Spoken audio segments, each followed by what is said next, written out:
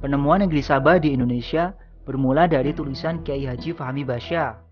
Lahir di Padang, 13 Februari 1952, Fahmi Basya adalah seorang penulis, peneliti, dosen, penceramah, bahkan seniman. Ketertarikannya pada matematika dan Al-Quran melahirkan buku Matematika Islam 1 yang pernah dinobatkan Diknas sebagai buku terbaik dan dibagikan ke 6.000 sekolah di Indonesia. Tahun 1984, berbekal mesin ketik dan rugos, terbitlah buku pertamanya berjudul One Million Phenomena, sejuta fenomena Al-Quran.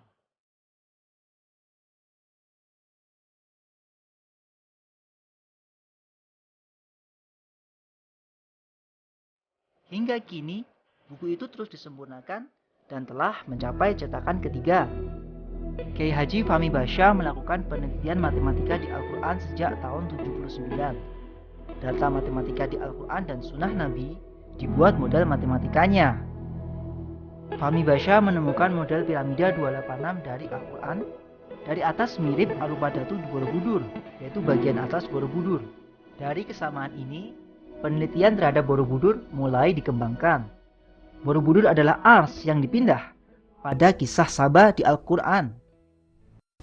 Secara dahsyat sekali dengan kecepatan yang melebihi kecepatan cahaya. Ya. Sepertinya akal kita tidak bisa menampung ini.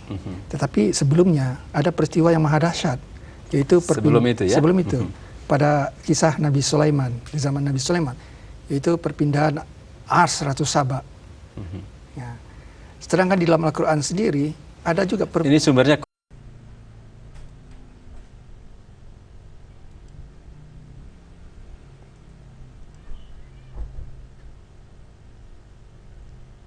Di dalam Al-Quran dikatakan Allah yang menciptakan 7 langit dan sebagian dari bumi seperti mereka.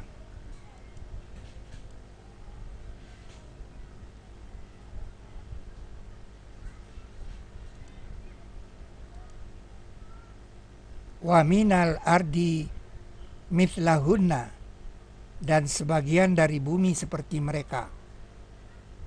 Jadi hanya sebagian dari bumi saja yang seperti mereka.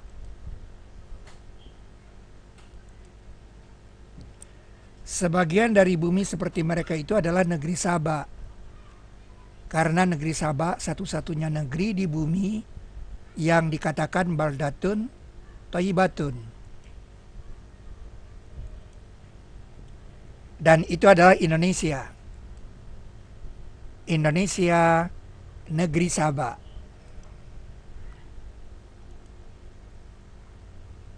Baldatun thayyibatun wa rabbun ghafur. Negeri baik dan Rabb pengampun. Airnya berlimpahan, persediaan oksigennya tidak terbatas. Alamnya senantiasa diremajakan kembali oleh proses-proses organis. Dan negeri yang baik keluar tumbuh-tumbuhannya dengan izin pemeliharanya. Dan yang tidak baik tidak keluar melainkan dengan susah. Jadi di negeri yang tidak baik itu tumbuh-tumbuhannya tidak baik. Tumbuh-tumbuhan yang tidak baik itu adalah tumbuh-tumbuhan yang sedikit antioksidannya. Dan di negeri yang baik itu tumbuh-tumbuhannya banyak antioksidan karena dia terkena sinar matahari sepanjang tahun. Dan itu adalah ciri dari negeri yang berada di daerah tropik. Indonesia adalah negeri yang berada di daerah tropik.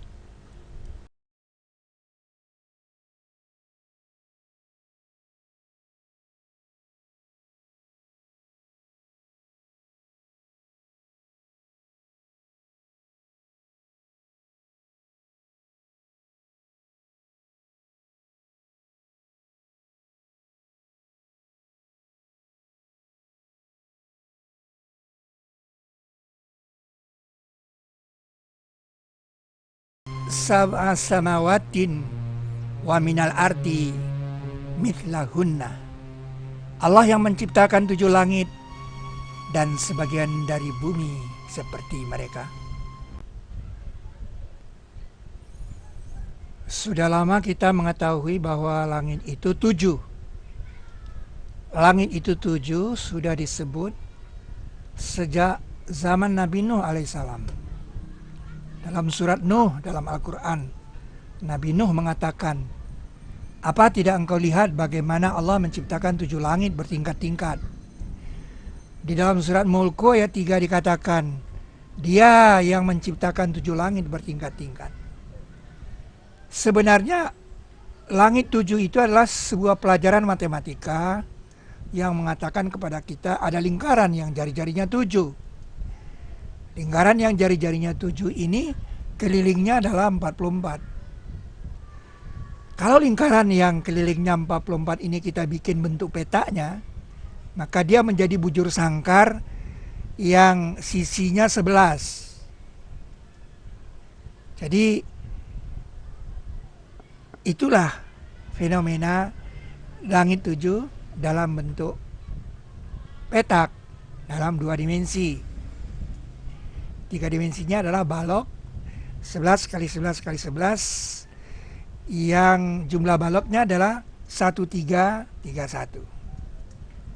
Fenomena dari 11 ke 7 itu akan membuka rahasia fenomena arsnya atas air, seperti disebut pada surat ke-11 ayat 7. Wa kana arsyuhu 'alal ma', dan adalah arsnya atas air. Dan keliling 44 ini adalah kode dari surat Asab atau surat Kabut, surat adukan itu surat ke-44. Di dalam Al-Quran surat ke-21 ayat 30 dikatakan, apa tidak orang kafir melihat bahwa langit dan bumi itu dulunya satu kesatuan yang padu, kemudian kami pisahkan antara keduanya. Kalau satu kesatuan yang padu yang terdiri dari 1331 balok itu kita pisahkan, maka ia akan terpisah menjadi 2 bagian. 285 dan 1046. 1046 ini diidentifikasi sebagai kode dari Alif Lam Mim dalam daftar 6 surat yang dibuka dengan Alif Lam Mim. Jadi 1046 ini adalah himpunan Alif Lam Mim. Jika satu balok padanya diletakkan di atas piramida 286 ini, pastilah yang satu itu adalah Alif Lam Mim. Sisanya di atas adalah 1045, 1045. Dan ini adalah kode dari sudut air 104,5 derajat.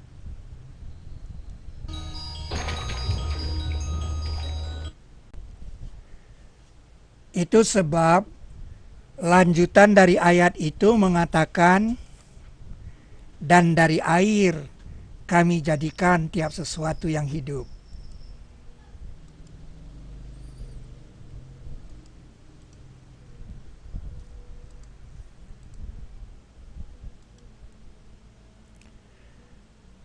Dan bentuk payung ini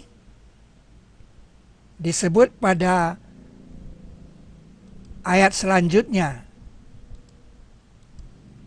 Dan kami telah menjadikan langit payung yang terpelihara, dan mereka dari ayat-ayatnya berpaling.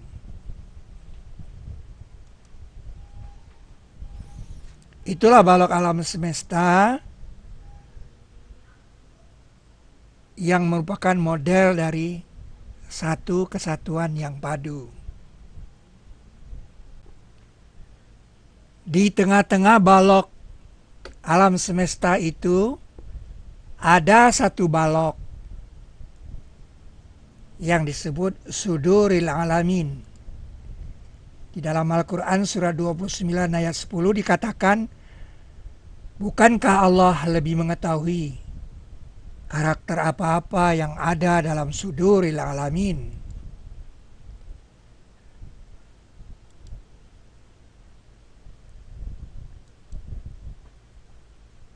Di dalamnya ada piramida 286. Dengan balok paling atas adalah Suduril Alamin.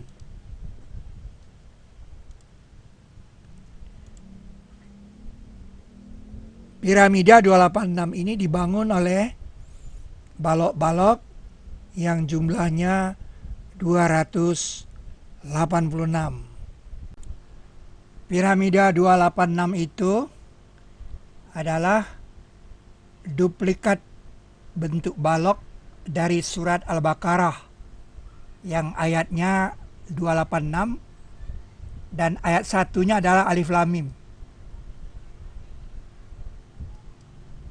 Kalau sebuah balok mewakili Alif Lam Mim, maka diagonal ruangnya adalah Lam Mim. Ini adalah kemajuan setapak dalam memahami Alif Lam Mim. Alif Lam Mim diwakilkan kepada sebuah balok. Kita sebut balok Alif Lam Mim. Jika satu balok dari balok alam semesta itu diletakkan di bumi, kita jadi mengerti sekarang mengapa Ka'bah dikatakan diletakkan. Dengan istilah wudi'a. Kata letakkan itu dikamuskan pada surat keempat ayat 102 yang mengatur tata cara menjaga pos keamanan.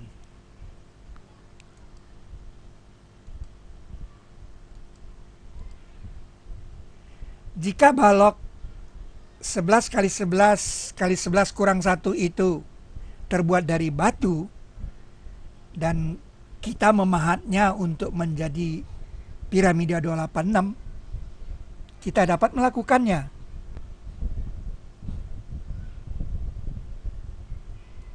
Tetapi apakah Anda mengerti bahwa balok bongkaran, yaitu sisa daripada pemahatan tadi, kalau kita susun, dia akan merupakan alas dari piramida 286. Sehingga sekarang kita memerlukan orang untuk memindahkan piramida 286 kepada alasnya. Dan itu adalah terjadi dalam kisah Nabi Sulaiman memindahkan Ars Saba. Maka terjadilah piramida 19 yang alasnya terdiri dari 19 kali 19 balok. Ayat Al-Quran ini mengatakan, siapakah pemelihara langit yang 7 dan pemelihara Ars yang azim?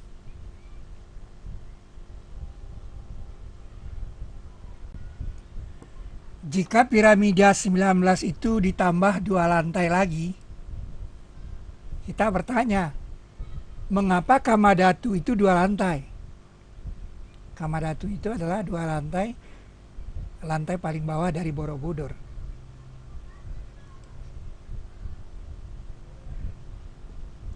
Maka terjadilah piramida 23, karena alasnya terdiri dari 23 kali 23 balok. 23 kali 23 kali 12 ini adalah balok Al-Quran. Kita tahu Al-Quran itu ayatnya 6348 adalah 23 kali 23 kali 12. Ini yang kita sebut balok Al-Quran.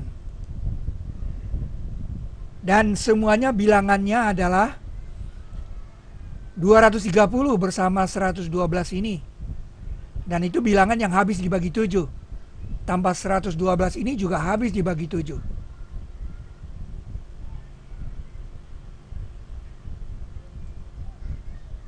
Di sini terlihat 2 lantai inilah yang menyebabkan dia menjadi balok Al-Quran. Sehingga sekarang kita bisa menjawab, mengapa kamar itu 2 lantai? Karena dia adalah sebuah piramida yang berada di dalam balok Al-Quran. Dan bahkan kita juga bisa menjawab mengapa di Arupadatu itu susunan stupanya 16, 24, dan 32. Itu bisa dijawab di sini.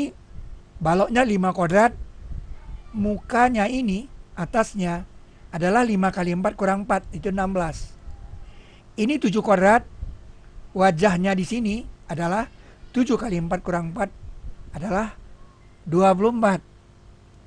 Dan ini 9 kuadrat, wajahnya adalah 9 kali 4 kurang 4, itu 32.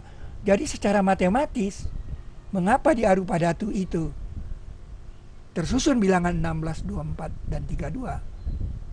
Bisa dijawab dengan piramida 23. Kita bisa lihat di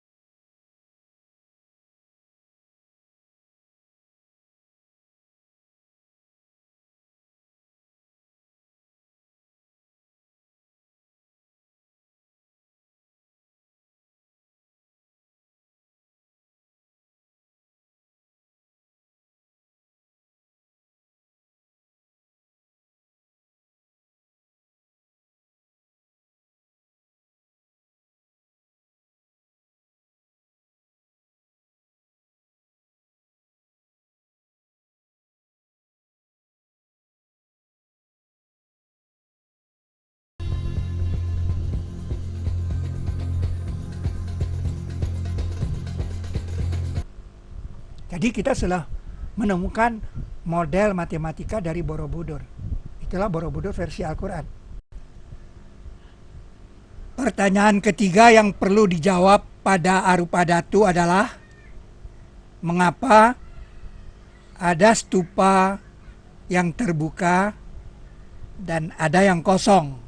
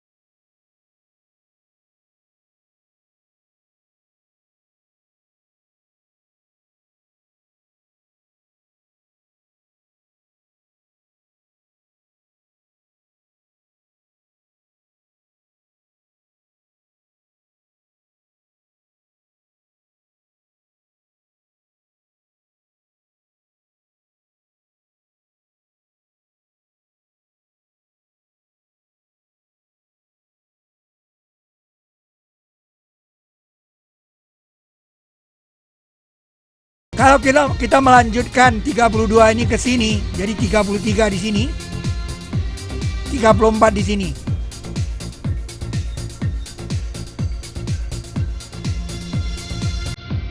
Ternyata 45 di sini, 8 di sini, 17 di sini.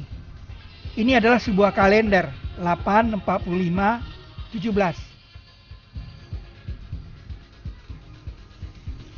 Kalau kita berhitung 1 di sini, 2 di sini.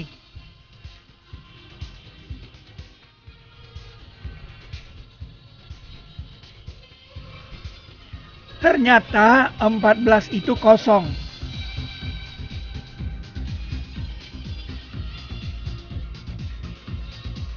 Kalau ini adalah surat Saba, ternyata surat Saba itu setelah 19 dia berganti judul. Kalau ini surat Al-Insan, ternyata surat Al-Insan ayat 19 itu mengatakan di ayat 19-nya tentang Wildan, anak muda.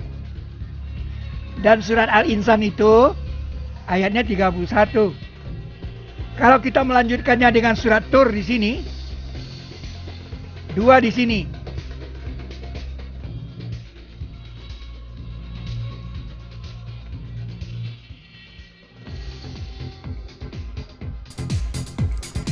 Ternyata stupa yang terbuka itu terawangnya jatuh di ayat 24 surat Tur. 19 ini isinya Wildan.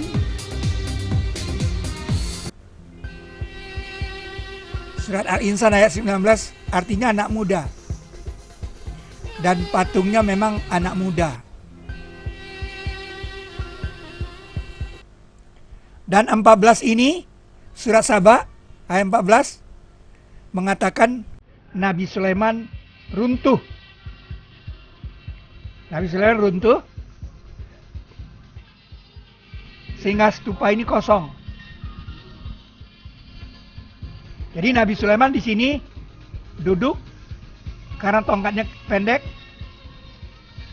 Dia duduk dan tongkatnya dibakar rayap dan dia runtuh.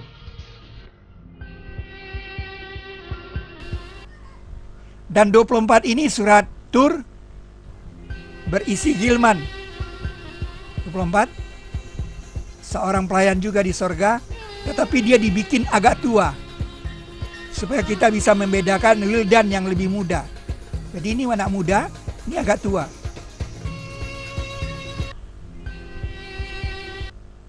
Jadi kita bisa menjawab mengapa terbuka dan mengapa kosong.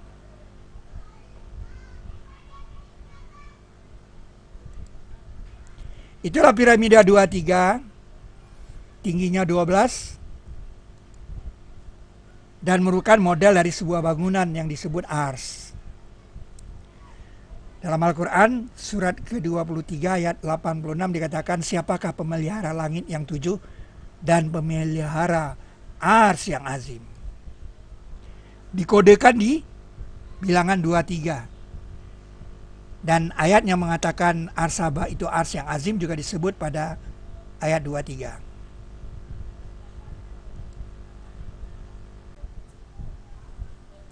Jika kita turun ke Ka'bah,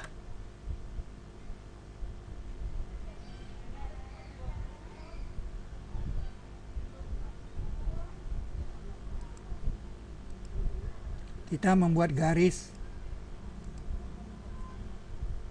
dari Rukun Syami ke Hajar Aswad. Garis itu kita perpanjang, kita teruskan.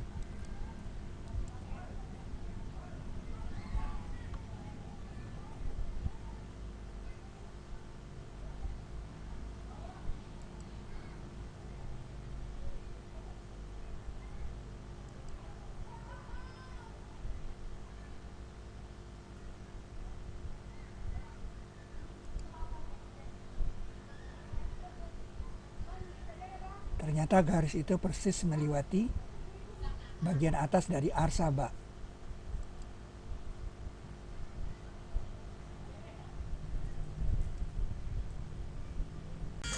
Bukti pertama, adanya bangunan yang dipindah dengan sangat cepat di Saba.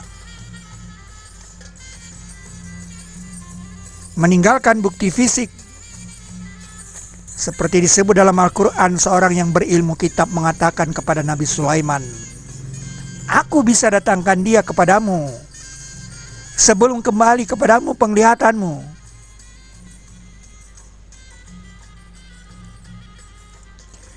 Dan ternyata jarak antara Istana Ratu Boko dan Borobudur itu hanya 36 km, sebuah jarak yang ideal untuk penerbangan burung. Karena burung hudhud terbang dan kembali melaporkan kepada Nabi Sulaiman. Kemudian dia membawa surat dan melemparkannya di Istana Ratu Boko. Dan sekarang kita temukan lempengan emas itu, plat emas itu di dalam kolam di Istana Ratu Boko.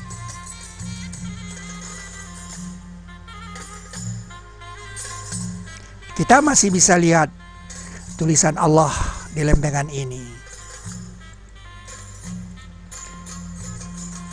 Itu alasan mengapa surat ini, tulisan ini dikatakan karim oleh Ratu Saba. Padahal surat itu berisi surat ancaman. Allah ta'lu alayya wa'tuni muslimin.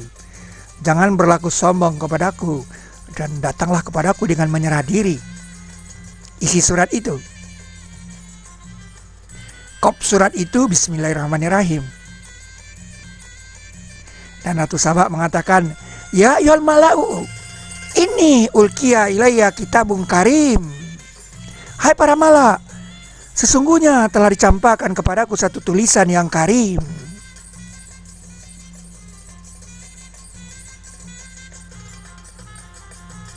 Itulah bukti pertama. Bukti kedua adalah ketika Arupadatu itu dipindah dari Istana Ratu Boko ke Borobudur, ternyata tersisa sebagian dari stupa ini. Jadi ada sebagian dari stupa ini yang tertinggal di Istana Ratu Boko. Ini menjadi bukti bahwa Arupadatu berasal dari sini. Stupa tertinggal di Istana Ratu Boko. Setajam ini, ya, ini kan tajam nih, ya kan? Nanti di Arupadatu Anda bisa lihat ini sudah meleleh. Inilah model dari bukti bahwa Arupadatu pernah dipindah dari sini. Dan kawasan ini semuanya kehilangan bangunan-bangunannya. Anda bisa lihat di sekitar ini kosong, ya, sekitar ini kosong. Ya. Itu bukti bahwa Arupadatu itu adalah arsnya Sabah yang pernah dipindah.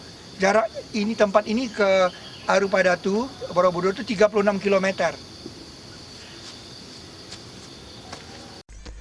Bukti 3 adalah Asfadu, the Solomon Wall, yang kita temukan di dasar laut. Panjangnya 112 km.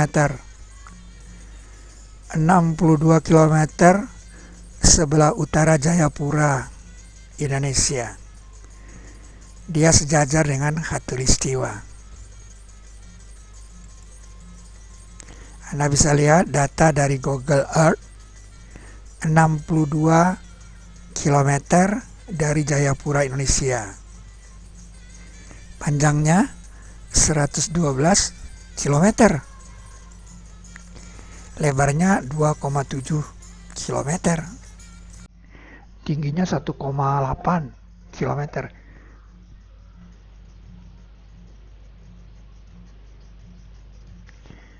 Dan mereka kerjakan untuknya apa-apa yang mereka kehendaki dari gedung-gedung yang tinggi.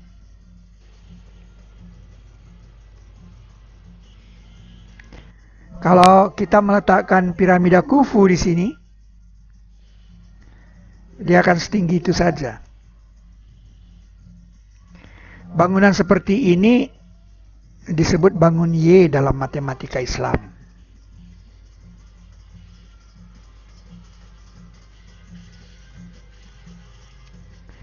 Ayat Qur'annya mengatakan, dan setan-setan. Setiap sebagai pembangun. Jadi setan-setan itu membangun. Baru dia menyelap dan penyelam. Dan yang lain dibelenggu di dalam asfad. Ini dia asfad.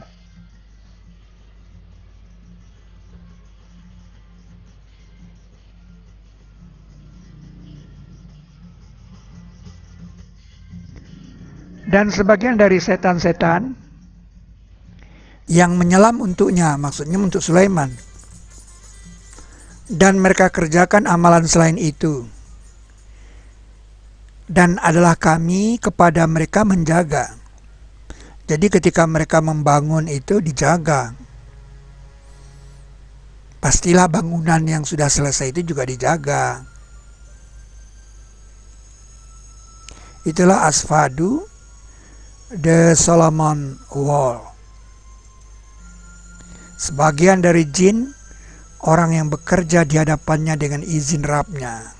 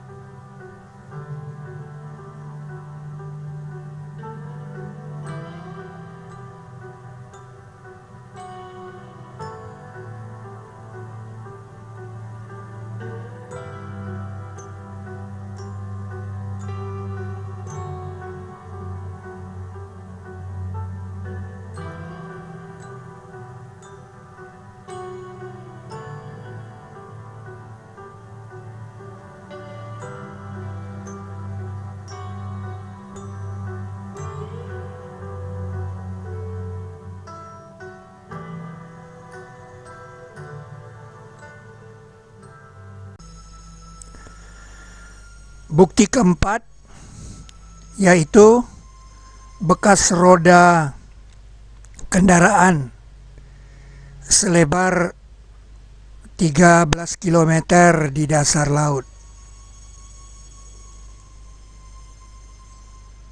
Dan dia mengeluarkan cahaya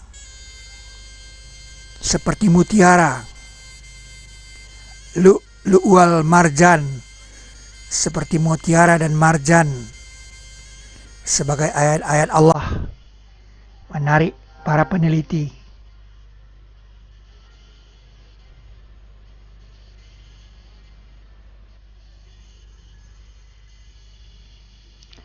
Dan dia berasal dari lantai keempat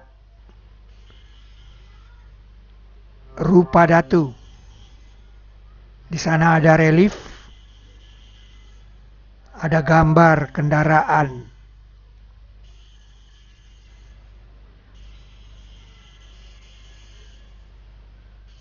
Kendaraan pengeruk di dasar laut.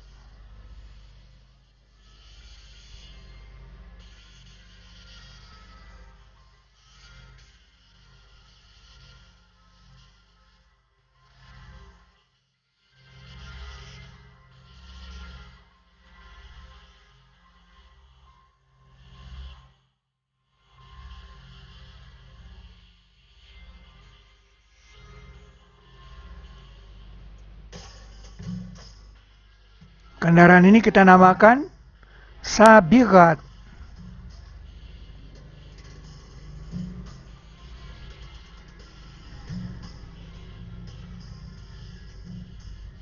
Reliefnya ada di dinding Borobudur.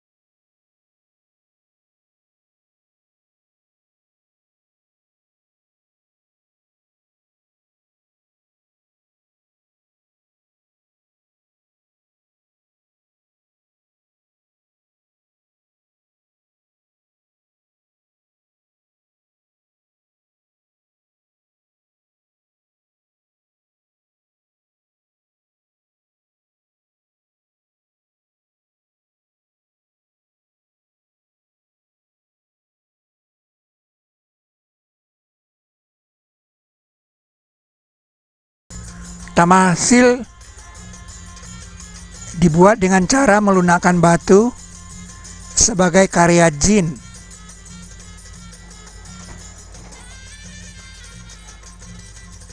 Pertama itu adalah jenggot terulur. Tamasil ini, jenggot ini terulur. Jenggot ini terulur, ini mustahil dipahat. Ini bukti bahwa tamasil ini dibuat dengan cara melunakkan batu.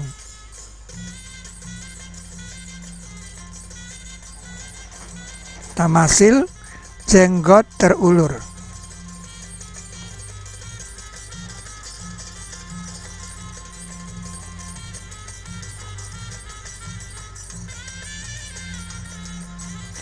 Dan sebagian dari jin, orang yang bekerja di hadapannya dengan izin Rabbnya, mereka kerjakan untuknya apa yang ia kehendaki dari gedung-gedung yang tinggi dan patung-patung, tamasil, dan piring-piring seperti kolam dan kuali-kuali yang tetap. Yang kedua adalah pipi tembem ini. Pipinya ini terlihat ditambah. Ini mustahil dipahat. Ini bukti bahwa pembuatannya dengan melunakkan batu.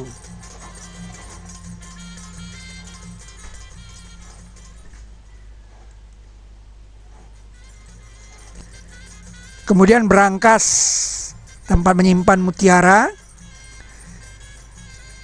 Nah, kita lihat pintunya ini tidak dipahat, tapi ditekan dengan benda keras. Sambungan batunya itu di sini, di garis kuning ini. Ini bukti bahwa tamasil ini tidak dibuat dengan cara dipahat. Dan yang menarik, dia mempunyai kunci yang canggih, yang dibuka dengan ibu jari. Mungkin passwordnya adalah Bismillahirrahmanirrahim.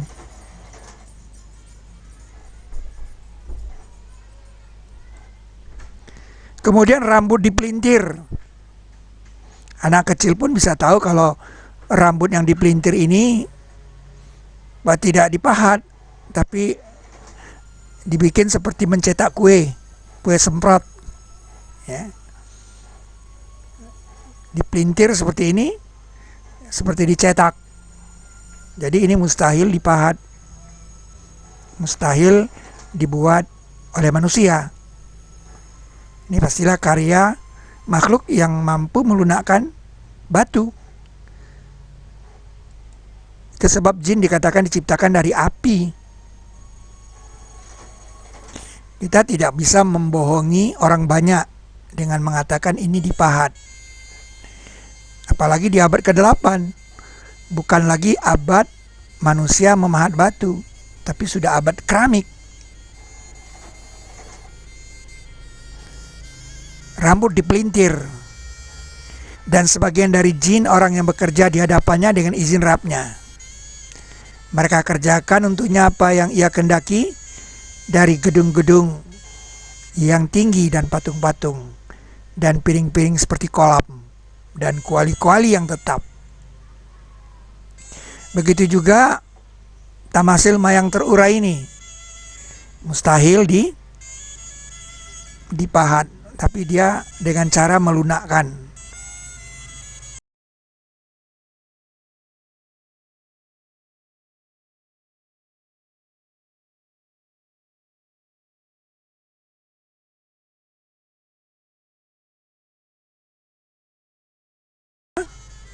Bahwa tamasil di Borobudur dibuat oleh jin dari tentara Nabi Sulaiman alaihissalam. Bukti keenam adalah tamasil berisi kisah-kisah. Kisah-kisah yang ada di dalam Al-Quran maupun di dalam Alkitab. dan merupakan karya jin juga. Menyingsingkan kain. Kita lihat tangannya sedang memegang kain. Dan ini bukan bledru, tapi ini dari batu. Bukanlah karya dipahat, tapi dengan cara melunakkan batu. Ayat Al-Qur'annya mengatakan, maka ketika ia lihat dia, ia sangka kolam, dan ia singsingkan kain dari dua betisnya.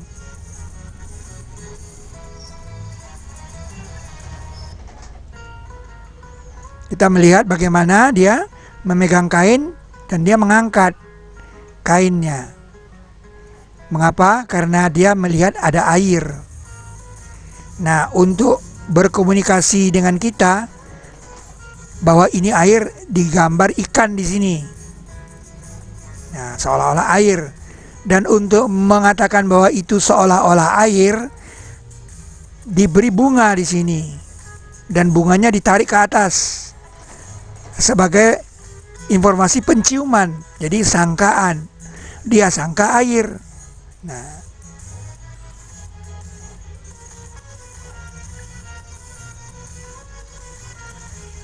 dia angkat kainnya. Seperti kolam dibuat ikan. Tangannya memegang kain. Dan ini merupakan karya terhebat di dunia, mengalahkan lukisan Mona Lisa. Karena Mona Lisa itu dibuat oleh manusia. Kalau ini dibuat oleh jin. Namanya Manohara.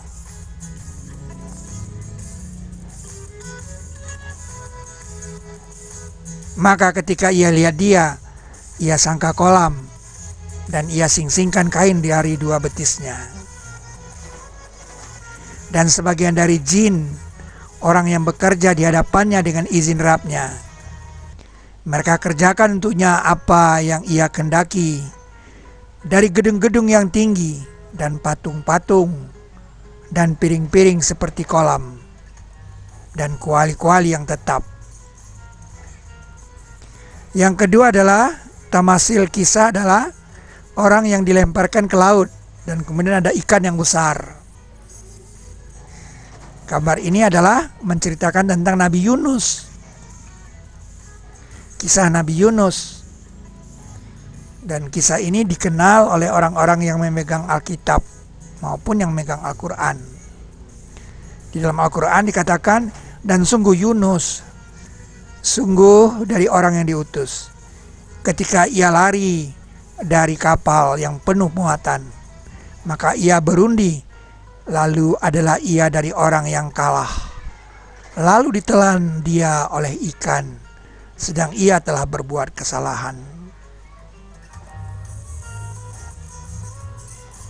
Kisah Yunus di dinding Borobudur. Pastilah ini dari kitab Zabur Nabi Daud yang digambarkan di sini oleh Nabi Sulaiman, dan dia memerintah jin untuk membuatnya.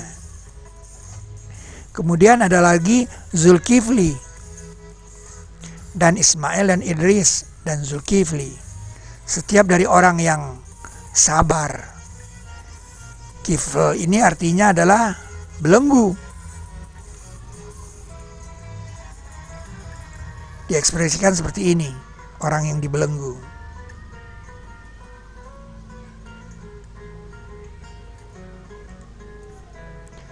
Dan Sulaiman mewarisi Daud, dan ia berkata, hai manusia, telah diajar kepada kami perkataan burung. Jadi Nabi Sulaiman memproklamirkan bahwa dia telah diajar perkataan burung. Dan di sini kita melihat ada tamasil, orang sedang berdialog dengan burung. Itulah tamasil, kisah-kisah. Bahkan ini burung yang sedang memperhatikan orang perempuan.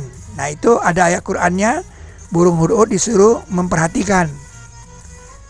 Berpaling dari mereka, maka perhatikan apa yang mereka kembalikan.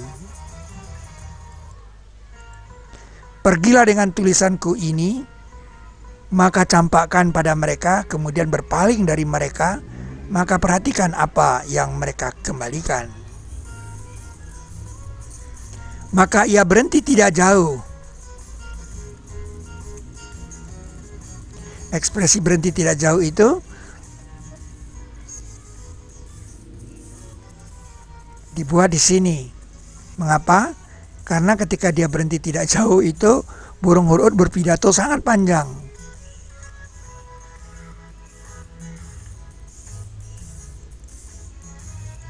Famakasa ghaira ba'id. Maka ia berhenti tidak jauh. Fanzur maza yarji'un. Perhatikan apa yang mereka kembalikan. Ini bukti bahwa tamasil ini hanya Nabi Sulaiman yang tahu. Jadi berarti Nabi Sulaiman yang memerintahkan membuat tamasil ini. Dan sebagian dari jin orang yang bekerja di hadapannya dengan izin Rabb. Bukti ketujuh adalah energi. Berkata yang di sisinya ada ilmu dari kitab.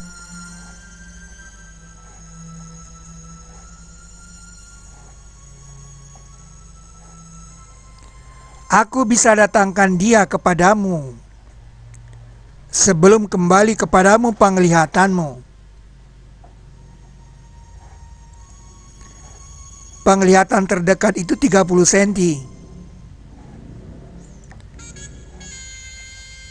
Jadi sebelum cahaya berjalan 60 cm, bangunan itu sudah pindah 36 km.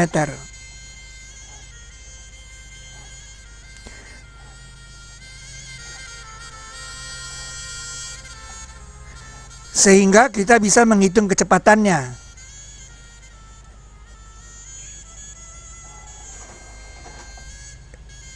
Kecepatannya 60.000 kali kecepatan cahaya.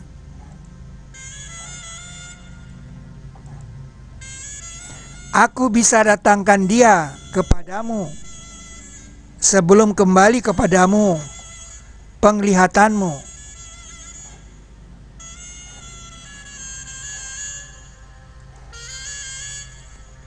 Kalau kita cari pakai E sama dengan MC kuadrat, berarti 60.000 C dikodratkan. Dapatnya 3,6 miliar MC kuadrat. Artinya apa? Energinya 3,6 miliar kali bom atom seberat arupa datu. Padahal bom atom seberat 2 kilo saja sudah menghancurkan Hiroshima dan Nagasaki.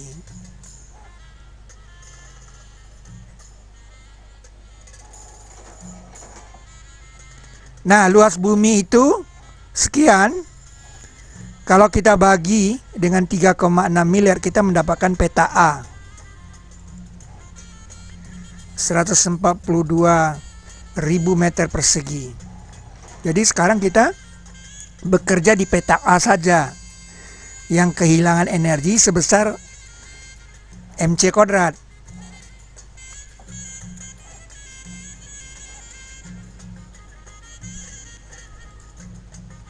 Dengan hitungan anak SMU kita dapatkan energinya adalah 648 kali 10 pangkat 19 Joule. Nah, kalau 1 kilogram air itu dari 30 derajat Celcius akan diubah menjadi minus juta derajat Celcius, itu dibutuhkan energi minus 4 kali 10 pangkat 6 Joule. Sehingga kita bisa mencari berapa tinggi es yang terjadi kalau temperatur bumi pada waktu itu adalah 30 derajat Celcius air. Kita mendapatkan tinggi es itu 11.400 km minus 1 juta derajat. Jadi seolah-olah pada waktu itu terjadi kulkas bumi. yang minus 1 juta derajat Celcius yang tingginya 11.400 km. Ini luar biasa. Itu dengan anggapan masanya Arupada itu cuma 72 ton.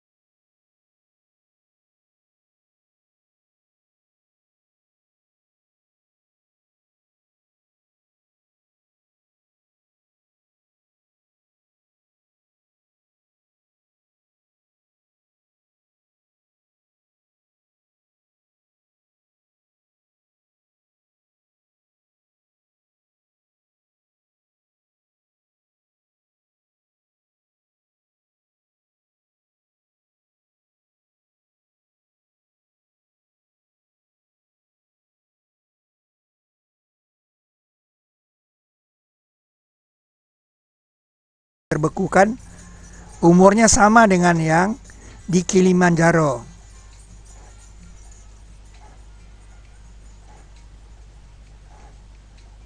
Itu di Alpen, Austria.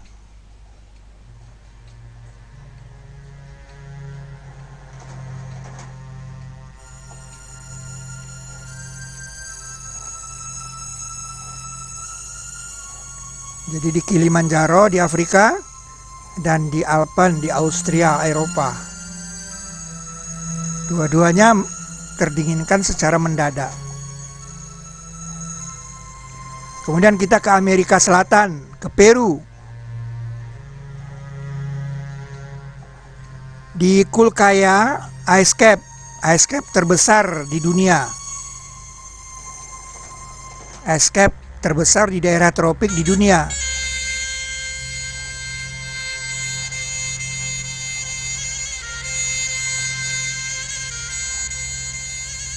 Nah, karena pemanasan global, esnya sudah ternganga. Nah, di sini ada bukti bahwa sampai sekarang para ahli tidak bisa menjawab dengan teori iklim yang manapun, belum bisa dijawab dengan cara bagaimana bumi kita terdingin.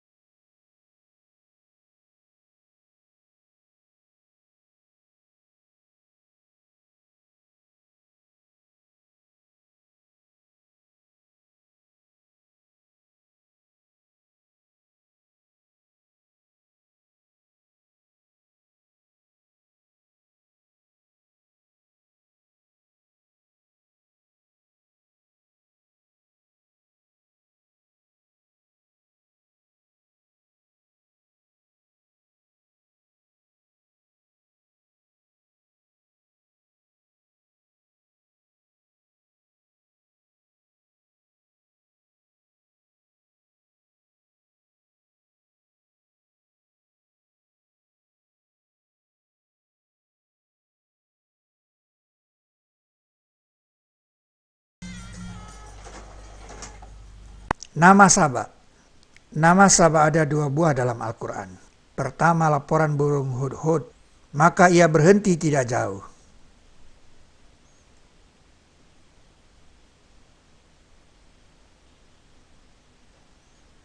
Ia berkata, aku meliput apa yang belum kamu liput dia. Dan aku datangkan kepadamu dari Saba kabar yang pasti. Burung sensitif dengan suara. Ketika burung itu terbang di atas suatu negeri, sebenarnya dia tidak tahu nama negeri itu. Jadi kata Saba berhubungan dengan kalimat selanjutnya. Jadi kata Saba itu berhubungan dengan kata mereka ini. Dan aku dapati dia dan kaumnya bersujud untuk matahari dari selain Allah. Jadi burung hudhud melihat ada sekelompok orang sedang melakukan upacara bersujud kepada matahari. Fenomena itulah yang dikatakan Saba. Jadi Saba bukan nama negeri, melainkan orang banyak, tempat berkumpul, tempat bertemu.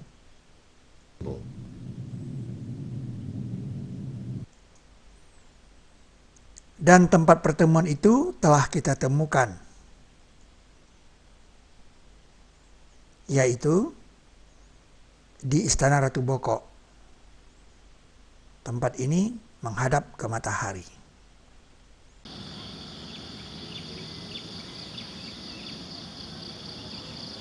Nah, saudara, inilah tempat bersujud yang ditemukan oleh burung hudhud. Burung hudhud mengatakan mereka bersujud kepada matahari. Inilah tempat bersujud. Tempat bersujud ini menghadap ke matahari terbit. Matahari terbit dari sana, dan tempat ini bukan tempat latihan karate. Tangganya di sana dan dia menghadap ke sana. Jadi matahari terbit dari sana. Burung hudhud melaporkan, aku dapati dia dan kaumnya bersujud kepada matahari selain dari kepada Allah.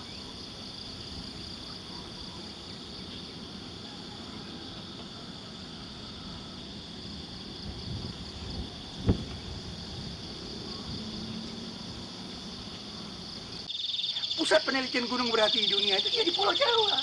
Jadi tidak salah lagi kalau Nabi Lut pernah ke Pulau Jawa. Anda bisa lihat daerah seluas ini kosong. Kemana batu-batunya? Kemana bangunannya dipindah? Siapa yang memindah? Dengan cara bagaimana bangunan di sini telah dipindahkan? Dicuri? Dibawa kemana? Areal seluas ini sudah kehilangan batu-batunya. Kemana dipindahkan? Anda lihat, yang tertinggal itu sedikit, yang kecil ini kolil, disebut sidrin kolil, semuanya sudah hilang.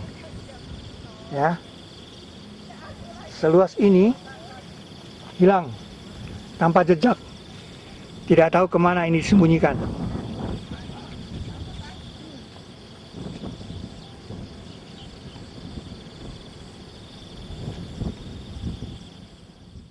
Yang kedua adalah hutan Saba. Dan sungguh adalah untuk Saba pada tempat mereka ada ayat. 2 hutan sebelah kanan dan kiri. Kalau di dalam Al-Quran dikatakan sebagai ayat, maka ia masih ada. Contohnya kapal Nabi Nuh. Masih ada. Karena dikatakan sebagai ayat. Jadi hutan Saba itu pastilah masih ada. Sebab itu kita tanya kepada orang Jawa, hutan dalam bahasa Jawanya apa? Hutan dalam bahasa Jawanya adalah wana. Dalam kamus Jawa Kawi Indonesia, Dr. Mahasri M. Hum, Saba artinya pertemuan. Jadi hutan Saba adalah Wanasaba. Dan itu adalah Wonosobo.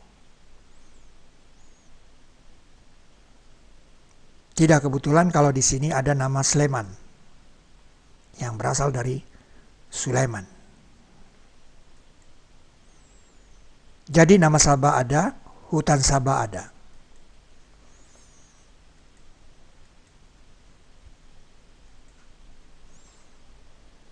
Mengapa ada? Karena ia dijadikan buah mulut. Maka kami menjadikan mereka buah mulut. Faja'alnahum ahaditha.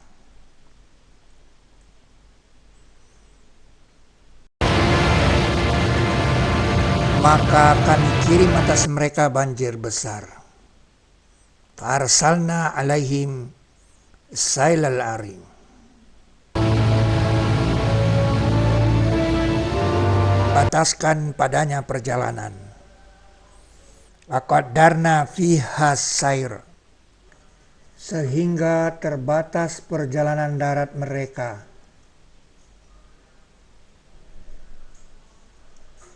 Dan kami hancurkan mereka tiap hancuran. Sekarang mereka terdiri dari 17.000 pulau. 9.000 pulau belum mempunyai nama. Dan kami hancurkan mereka tiap hancuran. Kata tiap hancuran ini, kulla mumazzakin, dikamuskan pada ayat ke-7 surat Saba yang menggambarkan tulang-tulang yang berserakan. Ketika kamu sudah hancur tiap hancuran, sesungguhnya kamu sungguh dalam ciptaan yang baru. Jadi negeri Sabak itu seperti tulang-tulang yang berserakan. Kepalanya di Kalimantan, tulang kakinya di Sumatera, tulang tangannya di Pulau Jawa, dan tulang-tulang yang lain di Sulawesi dan di Irian. Fenomena tulang-tulang yang berserakan seperti ini tidak dimiliki oleh Yaman.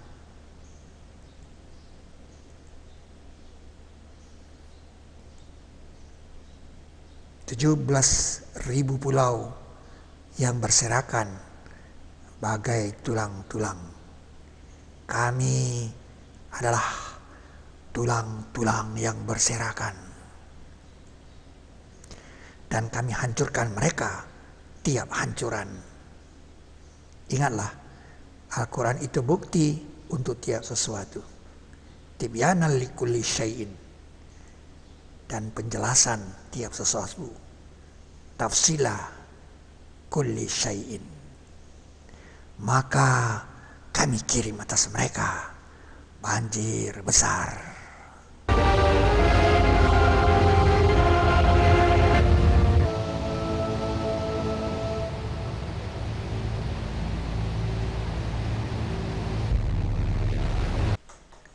Sehingga terbatas perjalanan darat mereka.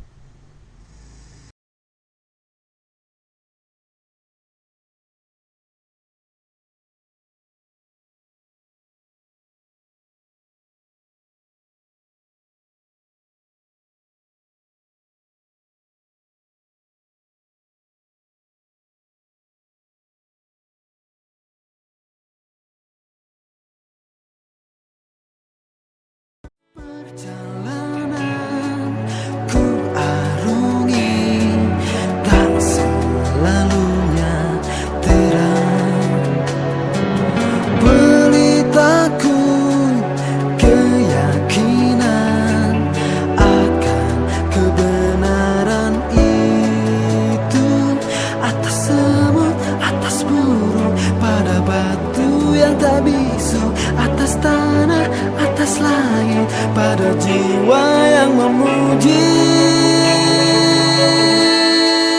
Kau yang maha tahu, tuntunlah aku menuju ranah-Mu. Duhai kau utus Dia dengan tanda yang mungkin aku bisa membacanya. Sulaiman, ya Sulaiman, dia Sulaiman, ya Sulaiman.